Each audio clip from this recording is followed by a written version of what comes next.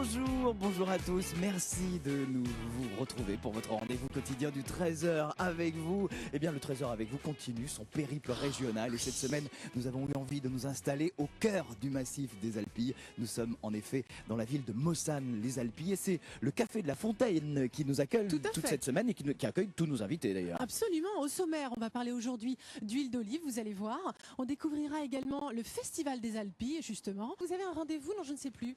Mais oui, je suis avec une artiste, venez me rejoindre parce que c'est étonnant ce qu'elle fait et moi je me régale de la voir faire. Elle est venue tout simplement faire une performance sur le plateau du 13h avec vous. Elle est venue nous peindre comme ça en live. Elle a commencé son tableau au début de l'émission et voilà où nous en sommes. Et je vais vous la présenter, elle s'appelle Nathalie Chauve Crépel Flory. Bonjour Nat. Bonjour. On vous dérange en en pleine création. En pleine création, merci. En pleine couleur. C'est une habitude pour vous de faire du live comme ça, de voir de peindre comme ça en situation? Ça m'arrive de temps en temps, oui, en effet, avec le Festival des Alpilles. Dans la musique, là, il n'y a pas de musique aujourd'hui. Pour l'instant, il n'y en a pas encore. C'est un peu plus sage. On fait pas assez de bruit peut-être pour vous. Assez de bruit encore. En tout cas, c'est coloré, ça fuse, hein? Oui, c'est un travail de couleur. Vous êtes inspiré? On vous inspire? Oui. Oui. Ça, c'est la tenue rouge. C'est la tenue rouge. On reconnaît. Alors si on arrive à faire un petit pas de recul, Nat, s'il vous plaît, là, juste pour montrer un peu, voilà ce qu'on aime nous chez les artistes, c'est de voir leur martyr. Avec quoi vous peignez, Nat? Votre palette est absolument magnifique et vous me disiez que là, c'est le petit modèle de palette chez vous. Chez vous, il y a le gros modèle. C'est la petite palette là. La palette à la maison, c'est une véritable table. Donc c'est intransportable. Et voilà, donc je choisis la petite palette pour cet après-midi. Le modèle de voyage. Voilà, le modèle de voyage. Et donc on va parler du Festival des Alpilles, évidemment, avec son président et son directeur. Comment vous trouvez évidemment tout de suite l'inspiration quand vous voyez des concerts? Non, il me faut 10 minutes à peu près. 10 minutes à peu près pour m'inspirer, pour sentir bien la musique, le son. Et voir les musiciens, quoi. Et après, c'est parti, quoi. Après, on y va et c'est tout dans le mouvement. Parce que ce sont des performances. S'il y a 2 heures de concert, au bout de 2 heures, ça doit être terminé et achevé. C'est ça qui est intéressant.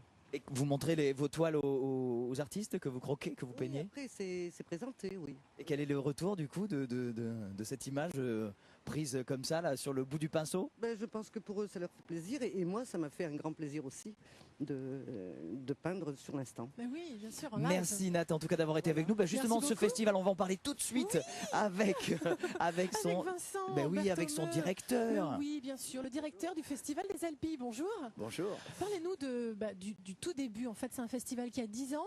Oui, tout à fait. Ça a commencé comment? Alors, ça a commencé par une inspiration par rapport au territoire lui-même, c'est-à-dire à la fois un terroir d'excellence avec la production d'huile d'olive, comme vous le savez, et également un territoire touristique. Et lorsqu'on regarde les Alpilles vues de haut, on s'aperçoit que c'est un petit îlot de verdure qui est ceinturé d'autoroutes et de grandes métropoles. Alors l'idée nous est venue par rapport à un roman qui s'appelle Terre Alpille, qui est écrit par un écrivain qui s'appelle Joël Corriot, qui nous a quand même inspiré le concept des musiques de la Terre, qui sont les musiques issues des terroirs de la planète, comme le blues, qui par exemple se tient à Lamanon, qui s'appelle l'âme du blues, la country à Tarascon, Taras Country.